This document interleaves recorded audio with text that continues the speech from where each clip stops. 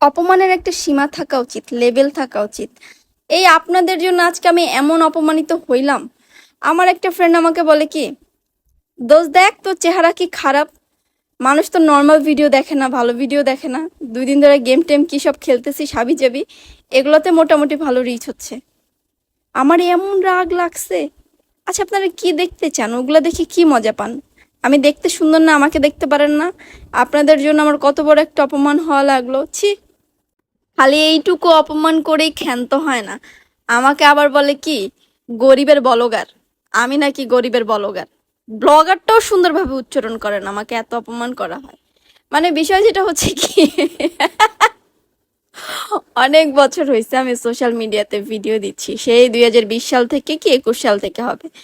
তা আমি আসলে রেগুলার নয়, প্রচন্ড রকমের ইরেগুলার, মাঝে মাঝে হয় 3 মাস 6 মাসের জন্য উধাও হয়ে যায়। তো এটা তো ফেসবুকের দোষ না, বা সোশ্যাল মিডিয়ার দোষ না, বা মানুষেরও দোষ না, আমার নিজেরও দোষ না।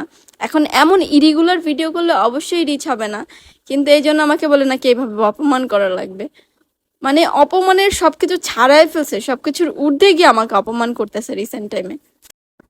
তারপরে আমিও তেরামি করে বলছি যে আমার সাথে এইসব বলে কোনো লাভ নাই, আমাকে অপমান করেও লাভ নাই।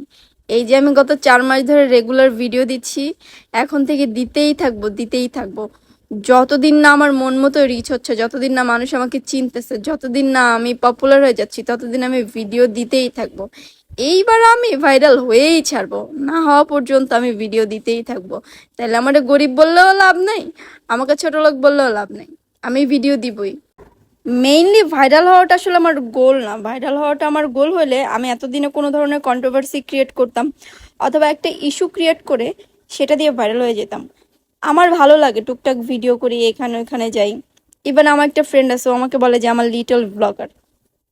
আর আমার ফ্রেন্ড আমাকে খুব অ্যাপ্রিসিয়েটও করে, ফাইজলামি করে আবার অ্যাপ্রিসিয়েটও করে, বলে সানজুর অনেক ধৈর্য, এত বছর ধরে ও সোশ্যাল মিডিয়াতে লেগেই আছে, রেগুলার হোক বা ইরেগুলার হোক টুকটাক ভিডিও দেখ। এই যে এগুলা যে বলে ওরা, আমি বুঝি যে ওরা আসলে মজা করে বলে বা ফাইজলামি করে বলে, আমার আসলে খারাপ লাগে না এমনিতেই। আসলে ওর এই আজকে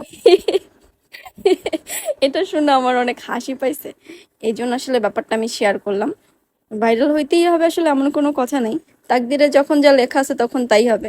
সো কোনো কিছুর পিছনে উঠে উপরে লাগলে আমার ইচ্ছা মতো হবে, বিষয়টা এরকম না। সবকিছু উপরওয়ালার ইচ্ছা মতো হয়।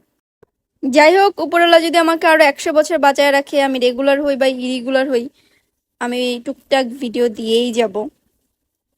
আর আপনাদেরও আমাকে সহ্য করার জন্য থ্যাংক ইউ। সবাই ভালো থাকবেন, সুস্থ থাকবেন। আল্লাহ হাফেজ।